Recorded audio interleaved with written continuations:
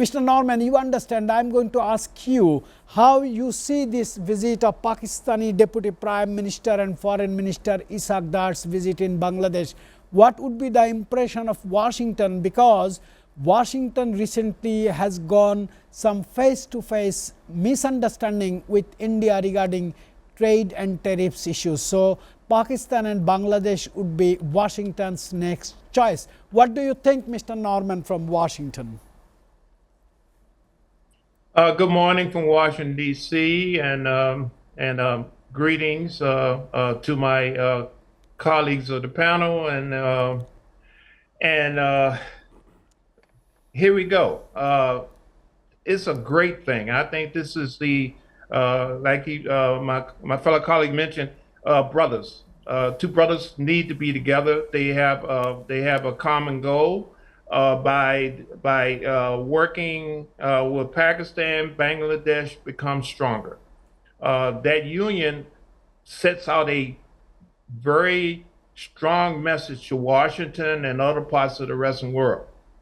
It states that basically, hey, we have people in the region talking to each other, and they are two emerging economies. And particularly now with the tariffs and everything going on, Washington look at this as a strong opportunity for them to do business in the area. Trade, commerce, as you mentioned, training and development. They have ability to put together a military. Obviously Pakistan has military weapons that can be utilized, but also it creates a opportunity for the United States to come into that region. And it also highlights and enlightens the world on Bangladesh. So Bangladesh is not just a little emerging country that looking to grow. It has aligned itself, and they are communicating, and that is always good. When you're talking and you're working with people in the union, you get respect. So right now, I see positive things coming forward and a lot more opportunities coming to both Bangladesh and Pakistan, and now you're being noticed. Washington has a very close eyes on South Asia's development. Washington has a very close interest on South Asia's development. Recently, Washington is passing bad time with India due to imposing 50% tariffs on trade, and for Pakistan it was 90% and for Bangladesh it is 19%. So definitely Washington also keenly observing these bilateral developments between Bangladesh and India. My question is to you, is there any chance to reduce the tariffs on India from 50% to less figure? Mr. Norman. Yes, frankly, there's always, like they say, there's always a deal to be made. There's negotiations that done all the time. There are back channel negotiations. Nothing is set in stone. This is something that is basically we're looking at a guide and not a solution. The solution is to work out a deal. That is the solution. I also want to interject that Bangladesh is a key, could be a key, particularly with the relationship now with the new and energetic relationship with Pakistan, that Bangladesh could serve as a mediator between the two. Some way they can communicate through Bangladesh.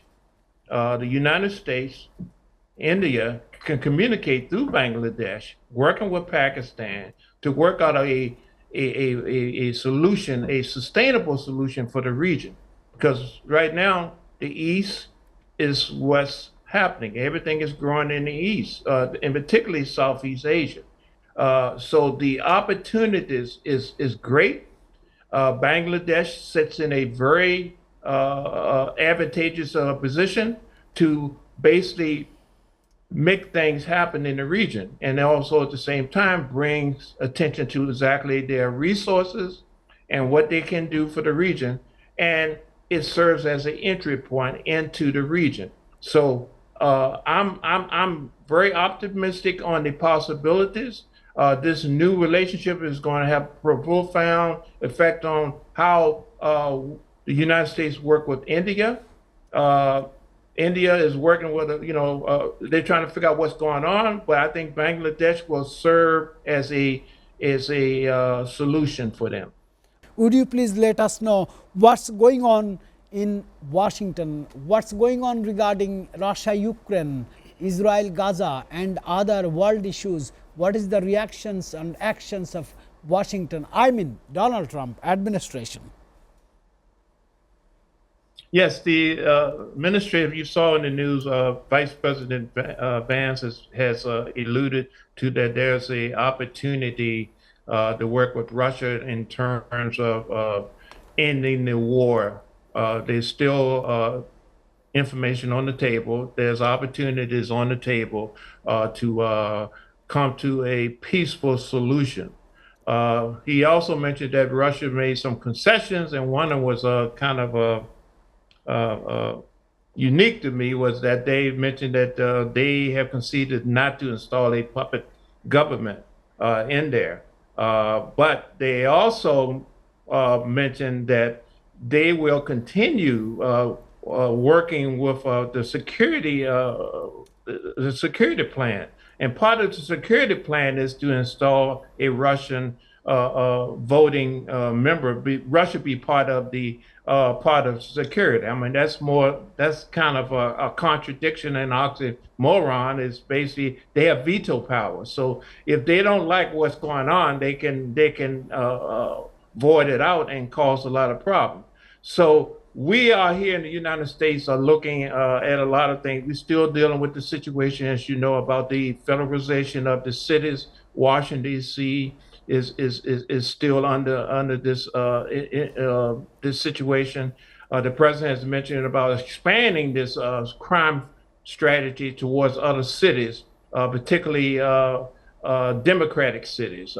Baltimore, Maryland has been brought up, and Chicago has been brought up as a target. So the country is still looking at that, and we're looking at this gerrymandering thing going on between Texas, California, and other parts. So it's a lot of stuff going on here. At the same time, we have Gaza. Gaza all right, Mr. Norman. Mr. Norman, our geopolitical correspondent in Washington, who covers White House, Oval Office, and Senate and Congress. I really appreciate you, sir, for your very valuable insights.